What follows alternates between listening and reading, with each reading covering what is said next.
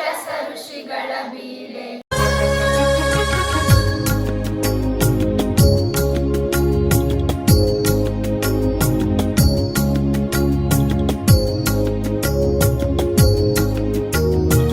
Kannada ರಾಜ್ಯೋತ್ಸವಕ್ಕೆ actually ಮೆರುತ್ತಂತು. ನಾನು ಎಲ್ಲಾರನ್ನು ಗಮನಿಸ್ತಾ ಇದ್ದೆ. ಆ ಗಮನಿಸಿದಾಗ ನನಗೆ ಅರ್ಥ ಆಗಿದ್ದು, ಕನ್ನಡವನ್ನ ನಾವು ಹೇಳಿದ್ರು, ಈಗ ತಾನೇ ಒಬ್ರು ಹೇಳಿದ್ರು, ಕನ್ನಡವನ್ನ ನಾವು ಬೆಳೆಸ್ಬೇಕಿಲ್ಲ, ದೇಣಿಗೆ ಕೊಟ್ಟು ಕೊಂಡ್ಕೋಬೇಕಾಗಿಲ್ಲ, ಕನ್ನಡವನ್ನ ನಾವು ಬೆಳೆಸ್ಬೇಕು.